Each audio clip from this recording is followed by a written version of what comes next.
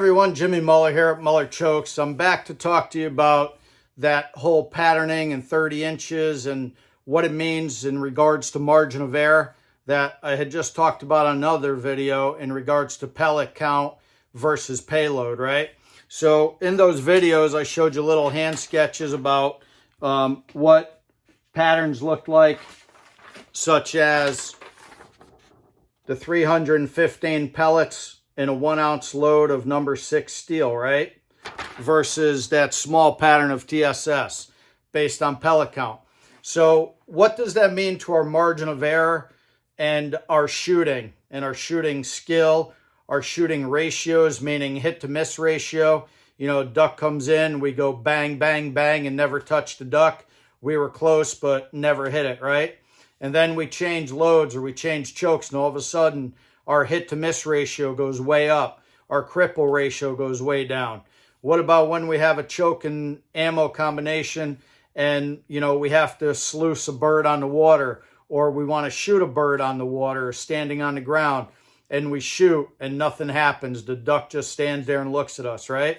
So that's because of pattern efficiency.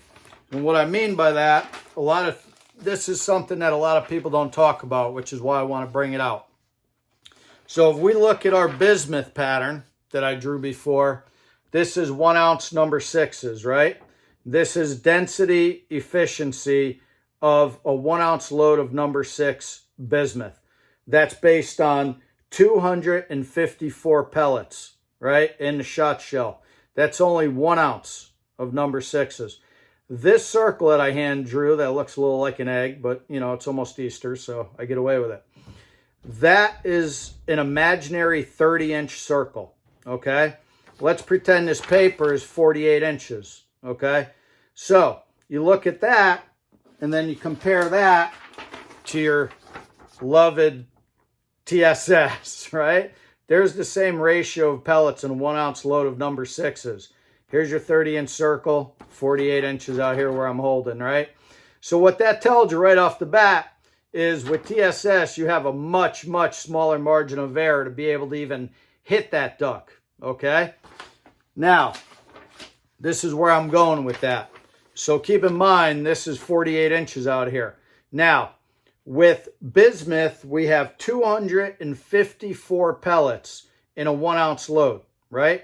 That means if we were only shooting 1 ounce of bismuth and we had the same 100 pellet density that's in this 30-inch circle, if we had the other 154 pellets, right, out here evenly spread, the same as the 100 in here, that means our pattern that's effective could be even bigger than 48 inches, right?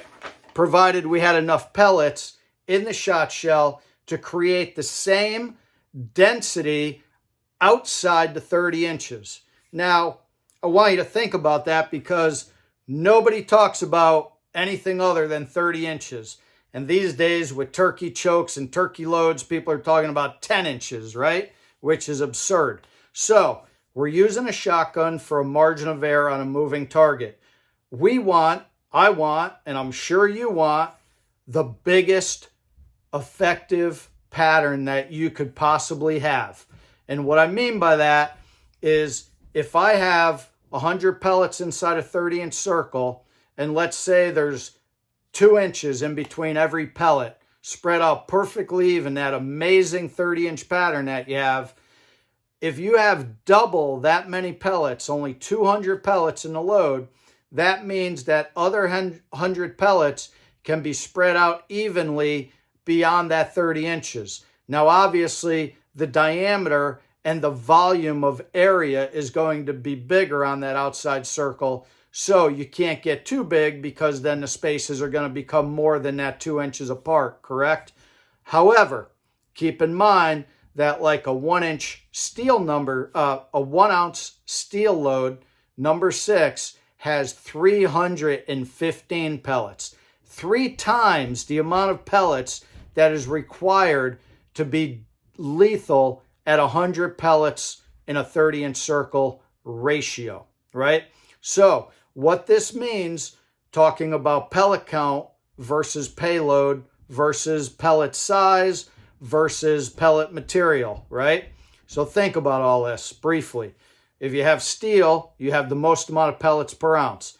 Then bismuth, right, which is right on the tails of steel. Then lead, which we cannot use in waterfowl hunting in this country anymore. Then after that, you've got a whole bunch of things, but the most common these days is TSS, okay? And with TSS being so heavy at 18 grams per cubic centimeter,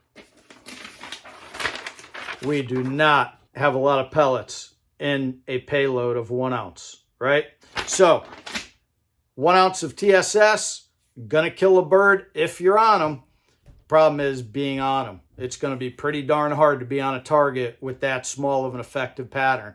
However, on the opposite end of the spectrum, where you have steel shot, the king of pellet count, you've got a really big margin of error, provided you have the right choke tube, the right pellet size, and the right pellet count.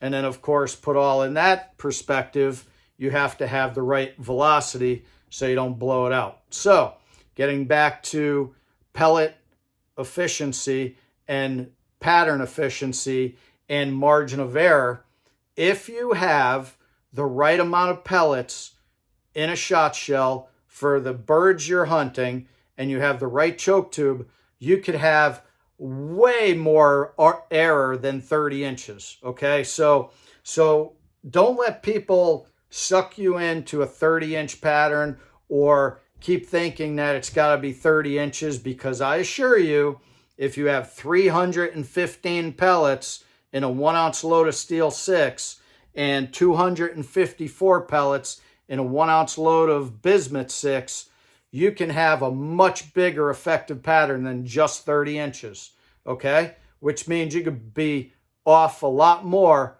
than 30 inches and still crush that duck or crush that goose or crush that clay target, right? So this is why I want to shoot this video and explain this to you. Pellet count is king. It doesn't matter about payload. It doesn't matter about shot material. It all comes down to pellet count, right? And if you put enough pellets on the front end of that bird, you're going to kill it. And the more pellets you have, the more potential you have of spreading it out evenly over a very large area, right? It doesn't have to be 30 inches. It could be a lot more than that, okay? And the reason I bring this up, like I shot in my other video, if you choose to hunt with TSS, keep in mind, if it's not over 1 ounce and 5/8, you're going to really struggle to hit stuff because your pattern's going to be very small, right? So I just throw that 1 5/8 out there, because if you're loading number 7s like I do, or any bigger for like big game, keep that in mind, okay? So pellet count is king, not payload. Thank you.